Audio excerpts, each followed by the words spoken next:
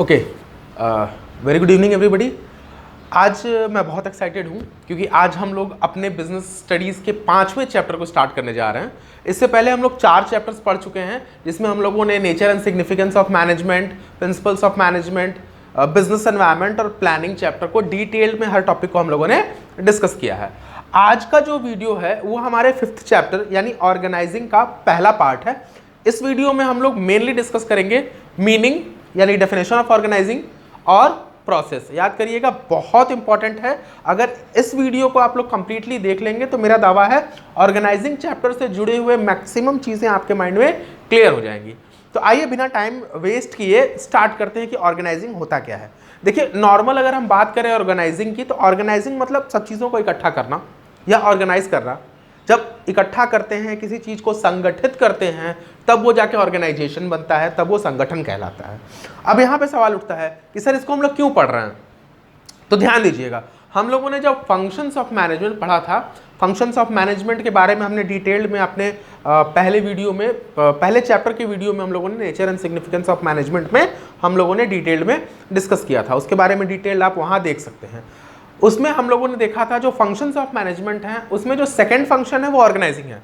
याद करिए, 5 functions: planning, organising, staffing, directing and controlling. इसमें प्लानिंग के बाद का जो फंक्शन है वो ऑर्गेनाइजिंग है। तो ऑर्गेनाइजिंग होता क्या है, आइए डिटेल्ड में वर्ड बाय वर्ड समझने की कोशिश करते हैं जो मैंने बोर्ड पे लिखा हुआ है। और बिलीव करिए, इसको समझने के बाद ऑर्गेनाइजिंग से जुड़ी हुई मैक्सिमम डाउट्स आपके मन से क्लियर हो जाएंगी। और आइए एक एक करके देखते हैं कि ऑर्गेनाइजिंग होता क्या है। एग्जांपल से समझेंगे हम लोग। देखिए, ऑर्गेनाइजिंग क्या है? Identifying and grouping different activities in the organisation. देखिए, ये पहली लाइन है, identifying and grouping different activities in the organisation. अब देखिए, इसमें कुछ वर्ड्स हैं: identifying, grouping, different activities in the organisation. अब इसको समझते हैं, तोड़ तोड़ के समझने की कोशिश करते हैं एग्जाम्पल के साथ। सपोज करिए, मान लीजिए आपको एक स्कूल खोलना है। सपोज करिए आपको एक स्कूल खोलना है, तो स्कूल में सबसे पहला काम क्या करेंगे हम लोग? स्कूल खोलने से पहले एक स्कूल खोलेंगे यानी एक ऑर्गेनाइजेशन डालेंगे, एजुकेशनल ऑर्गेनाइजेशन। ठीक है, अब उसमें बहुत सारी एक्टिविटीज होती हैं। स्कूल में बहुत सारी एक्टिविटीज होती हैं। एग्जाम्पल दे देते हैं। स्कूल में पढ़ाना यानी टीचिंग, स्कूल में स्पोर्ट्स भी होता है, स्कूल में फीस डिपार्टमेंट भी होता है, स्कूल में इंफ्रास्ट्रक्चर भी होता है, स्कूल में ट्रांसपोर्टेशन भी होता है, स्कूल में मेंटेनेंस भी होता है, और भी लाइब्रेरी होती हैं, एक्टिविटीज़ होती हैं, फंक्शंस होते हैं। तो बहुत कुछ आता है स्कूल में, तो बहुत सारी एक्टिविटीज़ हो सकती हैं। तो देखिए, किसी ऑर्गेनाइजेशन में बहुत सारी एक्टिविटीज़ हैं। हर एक्टिविटी को आइडेंटिफाई करना, पहचानना कि कितनी एक्टिविटीज़ हैं, कौन कौन सी एक्टिविटीज़ हैं। जैसे कुछ एक्टिविटीज़ का मैंने यहाँ पे नाम बताया कि आपको गाड़ी ले जाना, ले आना, बच्चों को छोड़ना, बस है आपके यहाँ, ट्रांसपोर्टेशन है उसका मेंटेनेंस करना, ड्राइवर्स हैं, पियून्स हैं, 4th ग्रेड स्टाफ्स हैं उनका मेंटेनेंस, फीस डिपार्टमेंट है, फीस कलेक्शन है उसका एक डिपार्टमेंट। तो इस तरह से क्या हुआ कि टीचिंग है, स्टाफ रूम है, तो हर सारे, बहुत सारे लाइब्रेरी है, बहुत सारी एक्टिविटीज़ हैं। स्कूल के अंदर हर एक एक्टिविटी को पहचानना इज आइडेंटिफाइंग। हर एक्टिविटी को पहचानना इज आइडेंटिफाइंग। और हर एक्टिविटी को पहचानने के बाद जो सिमिलर एक्टिविटीज़ हैं, जो एक जैसी एक्टिविटीज़ हैं, उन सब को एक साथ अलग अलग ग्रुप में या डिपार्टमेंट में बांट देना, दैट इज कॉल्ड ग्रुपिंग। तो यहाँ पे 2 वर्ड है, आइडेंटिफाइंग एंड ग्रुपिंग। तो समझिएगा, आइडेंटिफाइंग मतलब हर काम को आपने आइडेंटिफाई कर लिया, पहचान लिया। उसके बाद ग्रुपिंग का मतलब उसमें जो सिमिलर जॉब्स हैं, जो सिमिलर काम हैं, उनको एक साथ कर लेना। जैसे एग्जांपल, बच्चों की फीस कलेक्ट करना, उस पर फीस कार्ड मेंटेन करना, रजिस्टर मेंटेन करना बच्चों का, स्कॉलर मेंटेन करना, ये सब एक काम हो गया। तो ये सब एक काम हो गया ऑफिस में, रिकॉर्ड मेंटेनेंस और फीस मेंटेनेंस में। एक काम हो गया बच्चों को पढ़ाना, टाइम टेबल बनाना, टीचर्स की शेड्यूलिंग करना, उनको अलग अलग क्लास अलॉट करना। तो ये सारा टीचिंग से जुड़ा हुआ काम हो गया, तो टीचिंग में आ गया। एक डिपार्टमेंट होगा सीबीएसई से लगातार कांटेक्ट करना, उनके मेल्स को चेक करना, उन स्कूल से जुड़ी हुई सारी टेक्निकल चीज़ों को देखना, तो एक अलग डिपार्टमेंट हो गया। ट्रांसपोर्टेशन के लिए ड्राइवर्स, गाड़ियाँ, गाड़ी के पेपर्स, इंश्योरेंस, उनका देख रेख, उनका रख रखाव, वो सब ट्रांसपोर्टेशन में आ गया। बिल्डिंग्स में, बिल्डिंग्स का मेंटेनेंस, उसका इलेक्ट्रिसिटी, उसका वाटर सप्लाई, ये सारी चीज़ें, लैब मेंटेनेंस, ये सब मेंटेनेंस डिपार्टमेंट में आ गया। तो क्या हुआ, हम लोगों ने आइडेंटिफाई किया, ग्रुपिंग किया डिफरेंट एक्टिविटीज़ इन ऑर्गेनाइजेशन। अच्छा, क्यों करते हैं और किसका करते हैं? डिफरेंट एक्टिविटीज़ मैंने बता दिया, पर क्यों करते हैं? ताकि हम लोग साथ में ला सकें। क्या क्या ला सकते हैं? रिसोर्सेज को, साथ में रिसोर्सेज को ला सकें। अब यहाँ सवाल उठता है, सर साथ में रिसोर्सेज को लाने का मतलब क्या होता है? देखिए बच्चों, रिसोर्सेज को अगर हम ब्रॉडली क्लासीफाई करें तो किसी भी ऑर्गेनाइजेशन में रिसोर्सेज को ब्रॉडली हम लोग 3 कैटेगरी में बांट सकते हैं। याद रखिएगा, मैं फिर से बोल रहा हूं, किसी भी ऑर्गेनाइजेशन में हम रिसोर्सेज को ब्रॉडली 3 कैटेगरी में बांट सकते हैं। नंबर वन आपका फिजिकल रिसोर्स, सेकंड आपका financial resource, and number third human resource. Example देके समझाते हैं। ये स्कूल का एग्जाम्पल लेते हैं। स्कूल की बिल्डिंग, स्कूल की बस, स्कूल के chair, bench, computer and other equipments जैसे क्लासरूम्स हो गया, ये सब क्या है? हमारे फिजिकल रिसोर्सेज जिसको हम दे सकते हैं। लैंड, बिल्डिंग, ये हमारे फिजिकल रिसोर्सेज हैं। सेकंड फाइनेंशियल रिसोर्सेज, स्कूल में पैसा है, फीस है, एडमिशन है, जो पैसे से जुड़ी हुई चीज़ें हैं, यानी मनी भी तो रिसोर्स है, बिना मनी के कोई काम नहीं हो सकता। तो एक तो बिल्डिंग हो गया, लैंड हो गया, इंफ्रास्ट्रक्चर हो गया, ये फिजिकल रिसोर्स में आ गए। पैसा है, मनी है, वो हमारे कैपिटल है, ये सब क्या आ गया? फाइनेंशियल रिसोर्स में। थर्ड, इन दोनों के बाद जो मोस्ट इंपॉर्टेंट है वो है ह्यूमन रिसोर्स, यानी काम करने वाले लोग, वो भी तो रिसोर्स हैं। जैसे teaching staff, cleaning staff, office staff, maintenance staff, जो व्यक्ति काम कर रहा है वो भी तो रिसोर्स है, वो भी आपके कंपनी में रिसोर्स है। तो हुआ क्या, हमारा मेन मकसद क्या ऑर्गेनाइजेशन में? इन तीनों रिसोर्स को एक साथ मिलाना, और इस तरह से मिलाना। ध्यान से सुनिएगा, सिर्फ साथ मिलाना नहीं काफी है, इस तरह से मिलाना, उनके बीच का बैलेंस ऐसे रखना, उसका जो रेशियो है उसके बीच में, इन तीनों के बीच में, इस तरह से उन तीनों को आपस में सेट करना कि उन तीनों के बीच में जब हम मिलाने के बाद जब वर्क को देखें तो हमारा वर्क सबसे ज्यादा प्रोडक्टिव हो, यानी मोस्ट प्रोडक्टिव रिलेशन बने, उन तीनों के बीच में मोस्ट प्रोडक्टिव रिलेशन बने। ध्यान से सुनिएगा, फिर से इस लाइन को हम पढ़ाते हैं, फिर से इस लाइन को हम देखते हैं। ब्रिंगिंग टुगेदर डिफरेंट एक्टिविटीज को हम लोग ऑर्गेनाइजेशन में आइडेंटिफाई करेंगे और ग्रुप करेंगे। डिफरेंट एक्टिविटी ऑर्गेनाइजेशन में हम लोग आइडेंटिफाई ग्रुप करेंगे ताकि जो हमारे फिजिकल, ह्यूमन और फाइनेंशियल रिसोर्सेज हैं, इनके बीच में एक ऐसा रिलेशन तैयार हो सके ताकि हमारे यहाँ पे मोस्ट प्रोडक्टिव हो, मतलब मोस्ट प्रोडक्टिव रिलेशन हो, और हमारे ऑर्गेनाइजेशन का गोल अचीव किया जा सके। देखिए, प्रोडक्टिव रिलेशन क्यों करते हैं? For the achievement of specific goal of organisation. जैसे यहाँ पे स्कूल का गोल क्या है? गिविंग एजुकेशन टू सोसाइटी, या गिविंग एजुकेशन। तो उस गोल को पूरा करना है तो हमारे बीच में टीचर्स, बिल्डिंग्स, मनी, इन तीनों का कॉम्बिनेशन इस तरह से होना चाहिए कि हमारे यहाँ पे बेस्ट पढ़ाई हो सके। समराइज करते हैं, तोड़ के टुकड़ों में तो पढ़ लिया, अभी समराइज करते हैं, ठीक है। Identifying and grouping different activities in the organisation, अलग अलग एक्टिविटी को ऑर्गेनाइजेशन में पहचानना और उनको एक साथ ग्रुप करना ताकि जो हमारे डिफरेंट रिसोर्सेज हैं, जिसमें फाइनेंशियल, फिजिकल और ह्यूमन रिसोर्सेज हैं, उन सब को आपस में मिला के एक ऐसा रिलेशन तैयार किया जाए, मोस्ट प्रोडक्टिव रिलेशन तैयार किया जाए ताकि हमारे ऑर्गेनाइजेशन का गोल अचीव किया जा सके। देखिए, वर्ड बाय वर्ड एक एक चीज़ को हमने ऑर्गेनाइजेशन में आपको डिफाइन कर दिया, मतलब सब चीज़ों को एक साथ हमने वर्ड बाय वर्ड समझ लिया है। आप डेफिनेशन को अभी समझ लीजिए, अच्छे से नोट कर लीजिए। अभी आपको हम जो बताने वाले हैं वो है ऑर्गेनाइजिंग प्रोसेस। ये बड़ा इंपॉर्टेंट है, उसमें कुछ छोटे छोटे इंपॉर्टेंट वर्ड्स हैं, उनको भी हम डिस्कस करेंगे ताकि आप लोगों को हर चीज़ क्लियर हो सके एग्जाम्पल के साथ। तब तक आप लोग इसको नोट कर लीजिए, तो मैं ऑर्गेनाइजिंग प्रोसेस आपके सामने लिख देता हूं।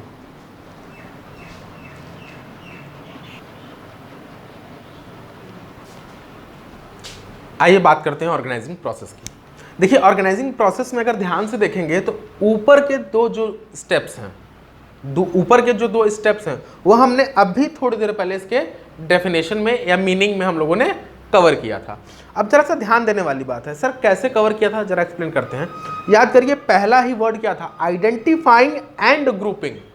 Identifying and grouping different activities in the organisation. तो देखिए पहला ही जो लाइन था identifying and grouping different activities, देखिए पहले और दूसरे में दिख रहा है। सर एक्सप्लेन कर दीजिए इसको, तो चलिए एक्सप्लेन करते हैं। Identifying and division of work, identifying and division of work, अभी मैंने एग्जांपल दिया था, फिर से दे देते हैं।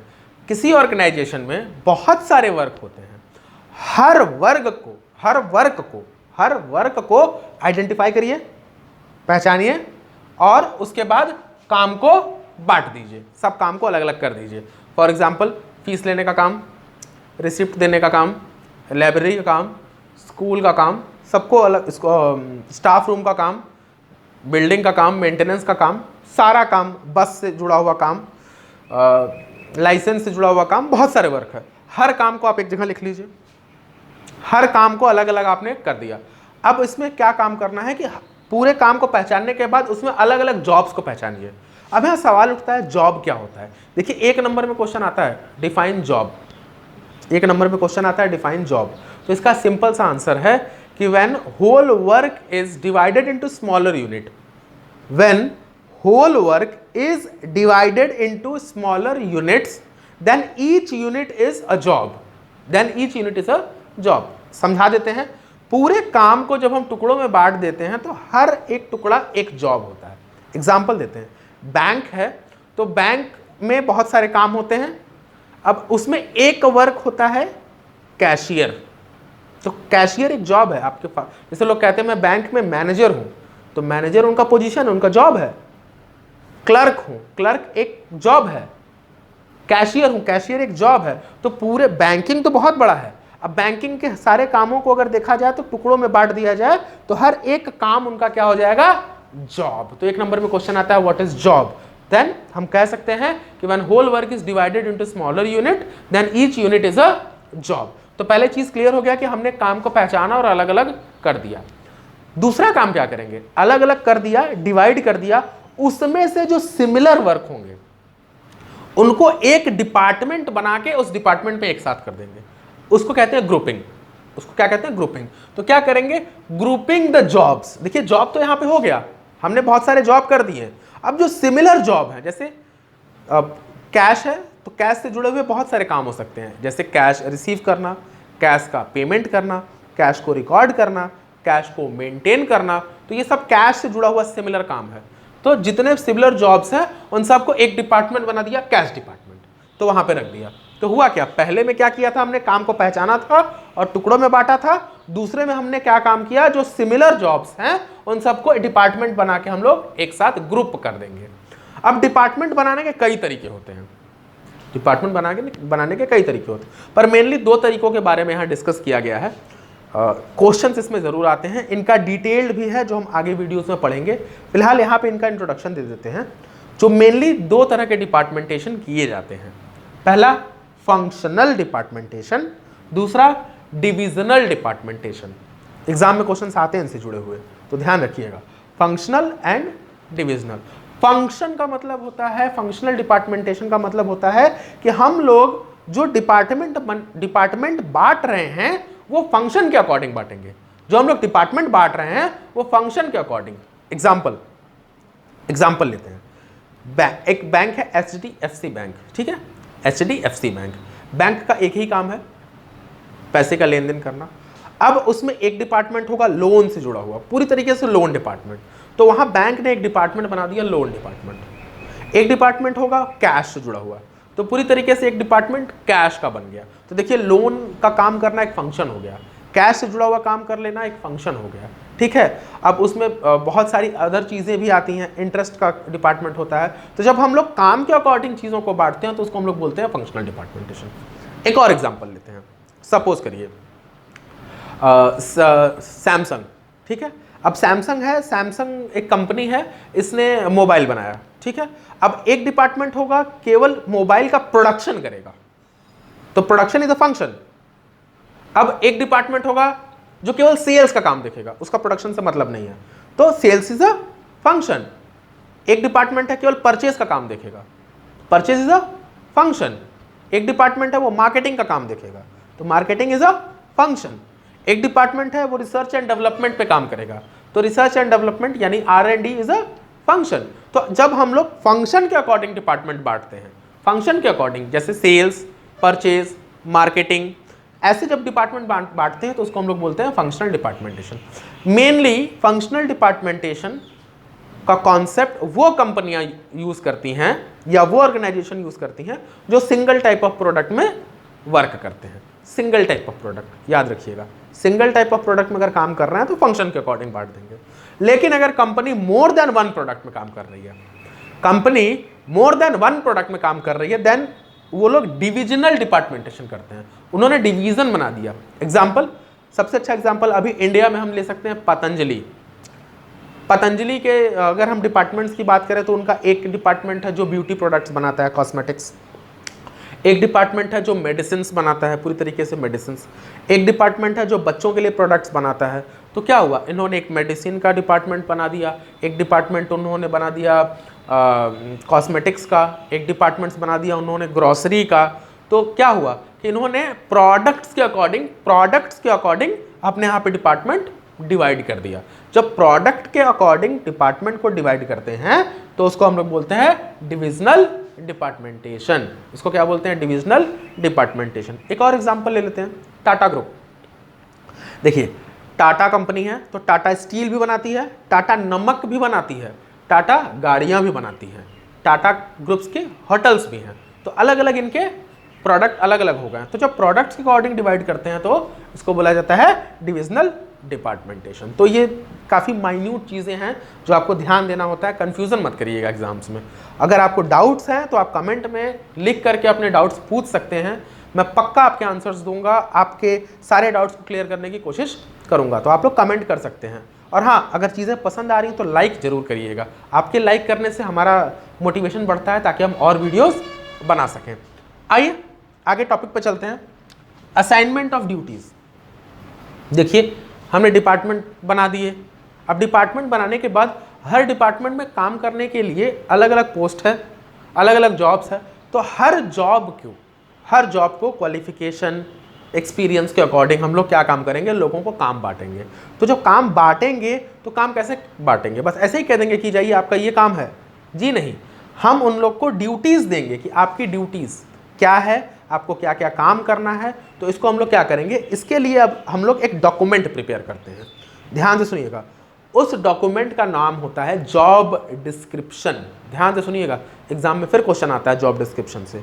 तो जॉब डिस्क्रिप्शन क्या है क्या होता है, एक डॉक्यूमेंट है। जॉब डिस्क्रिप्शन एक डॉक्यूमेंट है जिसमें सारी रिस्पॉन्सिबिलिटीज, सारी ड्यूटीज, सारे पावर्स, सब कुछ लिखा हुआ है। आपका वर्क क्या है, आपको कैसे काम करना है, सब कुछ लिखा हुआ होता है। वो जॉब डिस्क्रिप्शन हम देते हैं लोगों को और बोलते हैं ये आपकी ड्यूटी है, ये आपका जॉब डिस्क्रिप्शन है, इसके अकॉर्डिंगली आपको वर्क करना है। तो हुआ क्या, असाइनमेंट ऑफ ड्यूटीज। किसके माध्यम से, जॉब डिस्क्रिप्शन के माध्यम से। तो हम लोग ड्यूटीज सबको असाइन करते हैं according to their qualification, their experience, their working. उनको जॉब डिस्क्रिप्शन दे दिया, उनको काम दे दिया, सब कुछ दे दिया। अब इसके बाद काम दे दिया, यहाँ तक काम खत्म नहीं हुआ।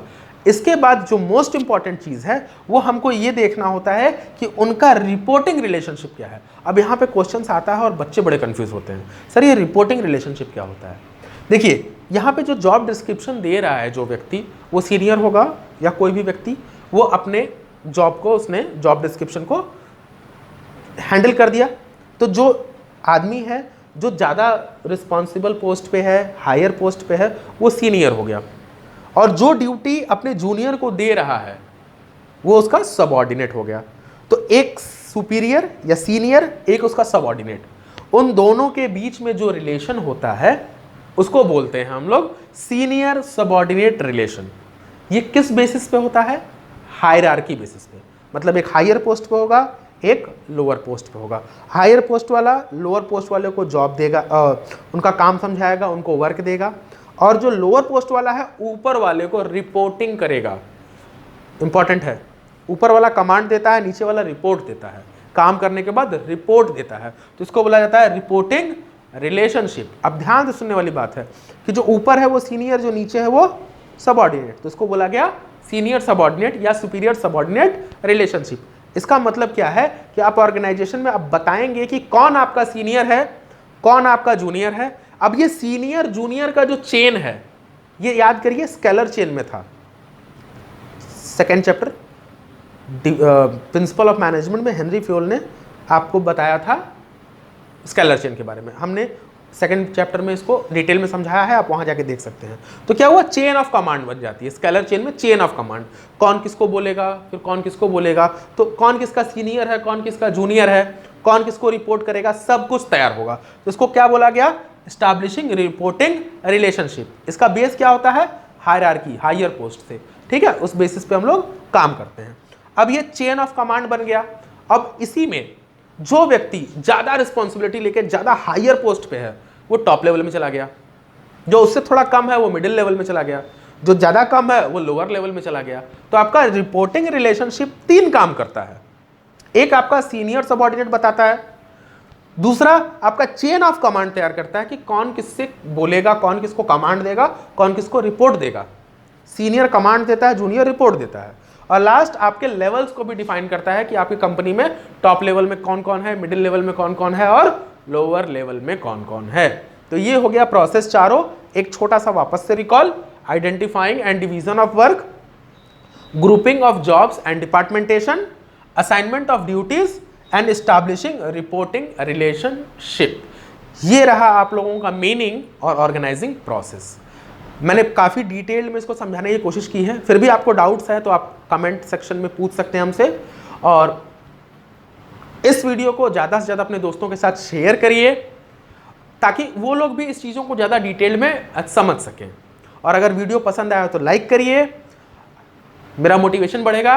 और तब तक के लिए पढ़ते रहिए। Thank you very much.